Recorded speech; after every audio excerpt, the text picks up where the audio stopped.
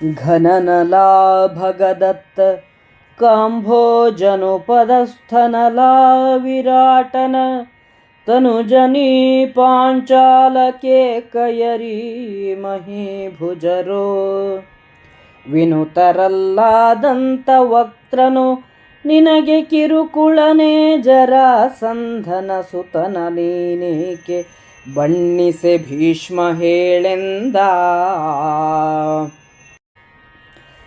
ದ್ರುಮನ ಕಿಂಪುರುಷಾಧಿಪನ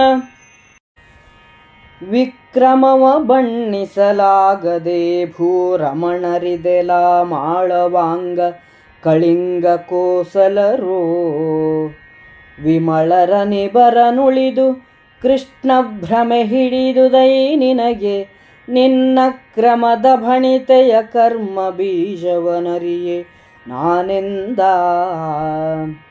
ಕುಮತಿ ಕೇಳ್ಬೊಬ್ಬುಲಿಯ ಬನದಲ್ಲಿ ರಮಿಸುವುದೆ ಕಳಹಂಸ ಮಾಯಾಭ್ರಮಿತರಲಿ ಯಾಚಿಸುವನೇ ವರಯೋಗಿ ನಿಜ ಪದವಾ.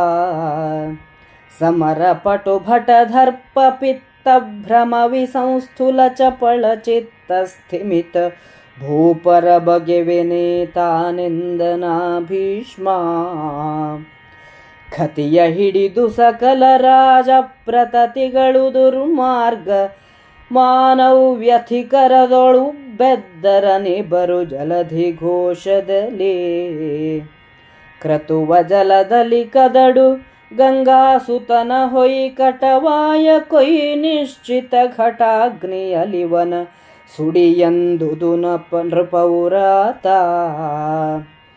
ಬರಿಯ ಮಾತನೆ ಮೆರೆದು ಕಾರ್ಯದಿ ಕೊರತೆಯಾದರೆ ನಾಯ್ಗಳೊರಲಿದ ತೆರನಹುದಲೇ ತೋರಿರೈ ನೆರೆ ನಿಮ್ಮ ಕೈಗುಣವಾ.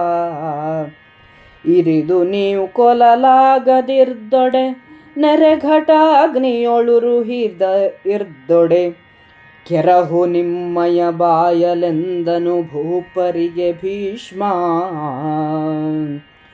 ನೆರೆದ ನರಿಗಳ ಮಧ್ಯದಲ್ಲಿ ಕೇಸರಿಯು ಮನ್ನಿಸುವಂತೆ ಕೃಷ್ಣನ ಚರಣವನು ಪೂಜಿಸಿದೆ ವರ್ಗ್ಯಾರ್ಹುಹನು ಮುರವೈರಿ.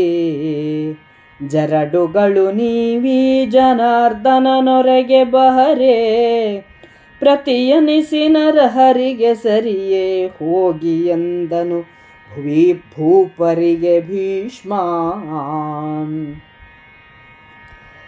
ಭಗದತ್ತ ಹೆಚ್ಚಿನವನು, ಕಾಂಭೋಜನು ಉನ್ನತ ವ್ಯಕ್ತಿ, ವಿರಾಟನ ಮಗ, ಪಾಂಚಾಲದ ದೃಪದ, ಕೇಕೆಯ ದಂತವಕ್ತ್ರ ಇವರೆಲ್ಲರೂ ನಿನಗೆ ಚಿಲ್ಲರೆಯವರಾಗಿ ಕಾಣಿಸಿದರೆ ಹೋಗಲಿ. ಜರಾಸಂಧನ ಮಗ ಸಹದೇವನನ್ನೇಕೆ ಹೊಗಳಲಿಲ್ಲ ಹೇಳು. ದ್ರುಮನ ಪರಾಕ್ರಮವನ್ನೇಕೆ ಬಣ್ಣಿಸಬಾರದಿತ್ತು. ಮಾಳವ, ಅಂಗ, ಕಳಿಂಗ, ಕೋಸಲ ದೇಶದ ಶುದ್ಧ ರಾಜರನ್ನು ಬಿಟ್ಟು ನಿನಗೆ ಕೃಷ್ಣನ ಭ್ರಮೆ ಹಿಡಿಯಿತು. ನೀನು ಇಂತಹ ಅಕ್ರಮವಾದ ಮಾತುಗಳನ್ನಾಡಲು ನಿನ್ನ ಯಾವ ಕರ್ಮವು ಪ್ರೇರಕವಾಯಿತೋ ನಾನರಿಯೆ. ಹೀಗೆ ಶಿಶುಪಾಲನು ಭೀಷ್ಮನನ್ನು ನಿಂದಿಸಿದನು. ಭೀಷ್ಮನು ಶಿಶುಪಾಲನಿಗೆ, ಎಲೋ ದುರ್ಮತಿ, ಬೊಬ್ಬುಲಿಯ ವನದಲ್ಲಿ ಕಳಹಂಸವು ಪ್ರೀತಿಯಿಂದಿರುವುದೇ? ಮಾಯೆಯಿಂದ ಭ್ರಾಂತಿಗೊಳಗಾದವರ ಬಳಿ ಯೋಗಿಯು ಜೀವನ್ಮುಕ್ತಿಯನ್ನು ಬೇಡುವನೆ? ಯುದ್ಧದಲ್ಲಿ ವೀರರೆಂಬ ದರ್ಪದ ಪಿತ್ತವು ತಲೆಗೇರಿ ಚಂಚಲವಾದ ಬುದ್ಧಿಯುಳ್ಳ ಚಪಲಚಿತ್ತರಾದ ರಾಜರನ್ನು ನಾನು ಲೆಕ್ಕಿಸುವೆನೆ ಎಂದು ಹೇಳಿದನು. ದುರ್ಮಾರ್ಗದಲ್ಲಿದ್ದರೂ ತಾವೆಲ್ಲರೂ ಉತ್ತಮರೆಂದು ಭಾವಿಸಿದ್ದ ಎಲ್ಲ ರಾಜರು ಸಮುದ್ರದಂತೆ ಮೊರೆಯುತ್ತಾ, ಈ ಯಜ್ಞವನ್ನು ನೀರಿನಲ್ಲಿ ಕದಡು, ಭೀಷ್ಮನನ್ನು ಹೊಯ್ದು ಕಟವಾಯನ್ನು ಕೊಯ್ಯಿರಿ, ಘಟಾಗ್ನಿಯಲ್ಲಿ ಇವನನ್ನು ಸುಡಿರಿ ಎಂದು ಘರ್ಜಿಸಿದನು. ಬಾಯಲ್ಲಿ ಜಂಬದ ಮಾತನ್ನಾಡಿ ಕೃತಿಯಲ್ಲಿ ಸಾಧಿಸಿದಿದ್ದರೆ ನಾಯಿಗಳು ಬೊಗಳಿದ ಹಾಗಾಗುತ್ತದೆ.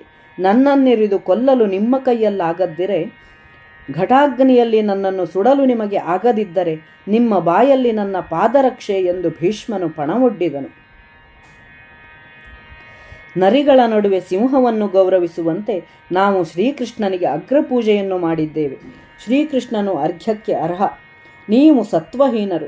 ಅವನವರೆಗೆ ನೀವು ಬರಲು ಸಾಧ್ಯವೇ? ನರಸಿಂಹನಾದವನಿಗೆ ನೀವು ಸರಿಯಾಗುವುದೆಂದರೇನು? ಹೋಗಿರಿ ಎಂದು ಭೀಷ್ಮನು ನಿರ್ಭಯವಾಗಿ ಹೇಳಿದನು.